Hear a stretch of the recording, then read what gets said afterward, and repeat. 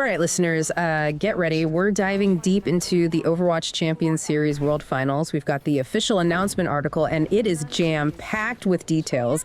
So whether you're already booking flights to Sweden or just curious about all the esports hype, this deep dive is for you. We're going to uncover how to snag free in-game loot just for watching. We're going to figure out which hero skins are fueling that prize pool.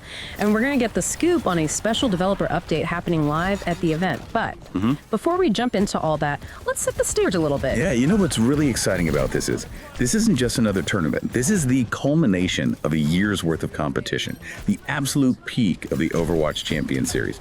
The best of the best from around the world, all vying for that title of world champion. All right, I am on the edge of my seat already. For those who might be new to the Overwatch esports scene, can you give us a quick rundown of what the OWCS is all about? Absolutely. The Overwatch Champions Series, or OWCS, is a global esports league divided into three main regions. We've got North America, EMEA, Europe, the Middle East, and Africa, and Asia.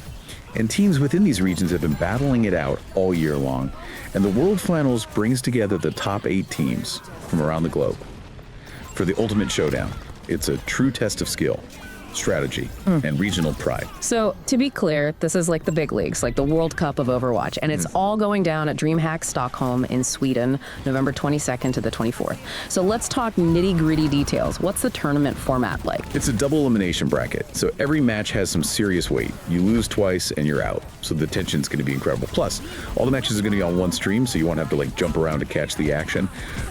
Thoughtfully, they've provided the start times in both Central European time and Pacific time, so ensuring that a global audience can really tune in live or catch the rebroadcast. Speaking of global audiences, let's talk prize pool. This one is actually crowdfunded, right? That's right. The fans have a direct impact on how much money the winning team takes home, which is a pretty cool concept. Okay, so break it down for me. How does it work? So, there's this Neon Streets collection bundle available in-game. It's got all kinds of cosmetics, skins from Tracer, and Junkrat, all decked out in these vibrant neon designs, plus emotes, weapon charms, all sorts of goodies. And 25% of the revenue from this bundle goes straight to the prize pool.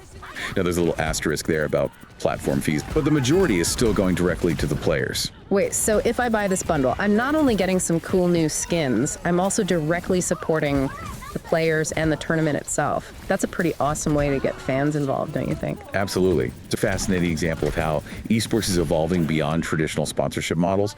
This type of crowdfunding not only boosts the prize pool, but also creates a deeper sense of connection between fans, the players, and the tournament itself. It's like we're all part of the same team, you know? Pushing Overwatch esports to new heights. I love it. And speaking of getting involved, the article mentions some free in-game loot just for watching the World Finals. Tell me more. Oh yeah. This is a brilliant strategy to reward dedicated viewers and attract new audiences each day of the tournament. Features a unique set of drops, including OWCS-themed skins for heroes like Brigitte, Torbjorn, and Mercy, as well as sprays, icons, and name cards. Hold on. OWCS-themed skins, as in special skins I can only get by watching the tournament? You got it. They're highly sought after by collectors and fans alike. But of course, there is a catch. You'll need to rack up 5 hours of watch time each day to snag all the goodies. 5 hours a day, that's a commitment, but for these skins, I'm clearing my schedule. So let's break down exactly how this works. If I'm watching on Friday, November 22nd, what can I expect to earn? And how much watch time do I need? So day one is all about Brigitte. For 2 hours of watch time, you'll unlock the home version of the OWCS Brigitte skin, stick around for another hour, and you'll get the matching Dalahast Brigitte spray. Dalahast, is that a reference to something specific? It is. The Dalahast is a traditional Swedish wooden horse, and they're incorporating that imagery throughout the tournament branding. It's a nice nod to the host city, Stockholm. Oh, that's a cool detail. I wouldn't have noticed that otherwise. So we've got the home skin and a themed spray. What else? At the 4-hour mark, you'll get the OWCS Stockholm Day 1 named card. And if you hit that 5-hour goal, bam, you unlock the away version of the Brigitte skin to complete the set. Okay, so it's like a tiered reward system. The longer you watch, the more loot you unlock. I like it. But it resets each day, right? So even if I watch 6 hours on Friday, I still need to put in another 5 hours on Saturday to get all the day 2 drops. That is correct. It's a marathon, not a sprint. Think of it as a daily challenge to earn the full set of rewards. Challenge accepted. What's on the menu for day 2? Saturday, November 23rd. Day 2 is Torbjorn Day. same deal as before. 2 hours for the home skin, 3 hours for the Dallas Torbjorn spray, 4 hours for the day 2 name card, and 5 hours for the away skin. Okay, so they're really highlighting a different hero each day, giving us a chance to collect a whole set of themed skins. Very cool. What about Championship Sunday, November 24th? On Championship Sunday, we have Mercy in the spotlight, but with a slight twist. The drop structure remains the same for the home skin, name card, and away skin. However, instead of a hero-specific spray at the 3-hour mark, you'll get the OWCS 2024 World Finals Trophy spray to commemorate the event. Oh, that's a nice touch. Even if your favorite team doesn't make it to the grand finals, you still get a special souvenir just for watching the final showdown. Yeah, exactly. It's a clever way to keep viewers engaged throughout the entire tournament. Plus, who doesn't love a good trophy spray? Right. It's like a badge of honor. Which streaming platforms are they using? So for NA and EMEA, the matches will be broadcast live on both YouTube and Twitch. Asia has a slightly different setup, with Korean broadcasts available on YouTube, CHEZAK, and Africa TV. And Japanese broadcasts can be found on YouTube and the OWCS JP Twitch channel. Wow. They're really covering all the bases, making sure fans around the world can easily access the tournament. It's impressive how they've managed to cater to such a diverse global audience. Yeah, it's a testament to the dedication of the OWCS team and their commitment to making esports accessible to everyone. Yeah, and here's a pro tip. Make absolutely sure that your battle.net account is linked to your Twitch or YouTube account. Otherwise, you won't be able to claim those drops. Good point. Don't want to make that rookie mistake. And you mentioned co-streamers earlier. Does watching them count towards the drop requirements? Absolutely. Tuning into any of the featured co-streamers also earns you drops. Okay, now I'm really intrigued. For those lucky enough to be at DreamHack Stockholm in person, there's a special OWCS add-on ticket, right? Right. That add-on guarantees you a seat at the event, which is crucial because they're expecting some huge crowds. Plus, you'll score some in-game bonuses, like a helmet icon and a couple of unique sprays. But if you want to take it to the next level... Don't tell me there are VIP options. You know it. There are Platinum and Diamond upgrade tiers. Platinum gets you an exclusive OWCS Finals hoodie and a challenge coin. But the Diamond tier, that's where it gets really interesting.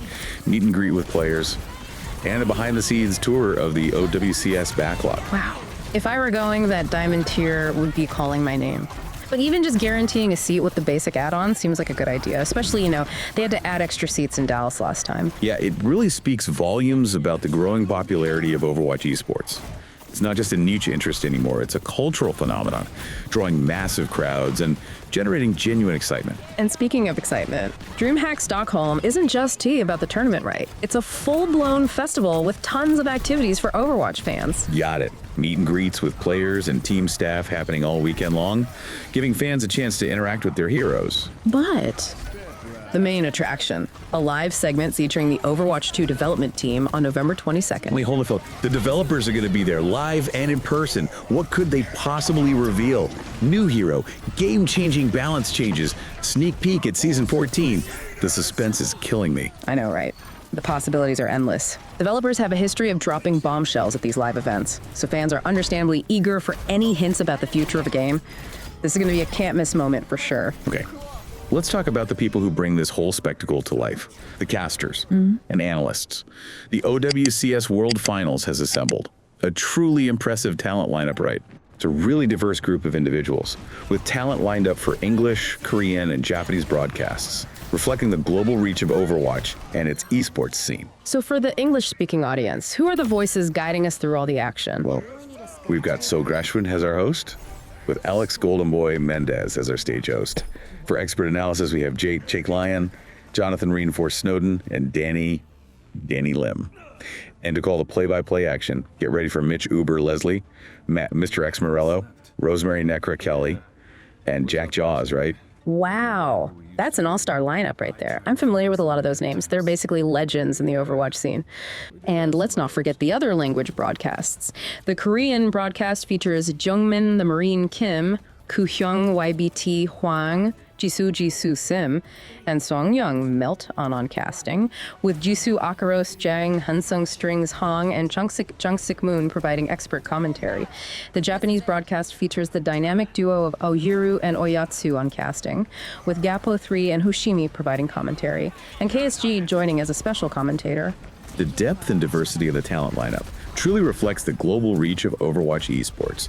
They've assembled the best of the best from each region to ensure that fans around the world can enjoy the tournament in their preferred language. But let's not forget about the co-streamers, especially the ones broadcasting live from Stockholm. Indeed. They add another dimension to the viewing experience. For North America, we have J3 and SK, representing EMEA. We have Taniki and Poco. And for Asia, we have Illusion. These are all popular streamers and content creators, each bringing their own unique perspective and personality to the broadcast. All right, I'm feeling the hype building. Now for the main course, the teams. 8 teams from 3 regions, all vying for the title of world champion. But instead of just listing them off, I'm curious to hear your take on some of the key storylines and teams to watch. Okay, let's start with North America. We've got the Toronto Defiant. They've been absolutely dominant this year, securing all 4 NA stage championships. So they're coming into this tournament as the clear favorites. Wait, they won every single stage? That's insane.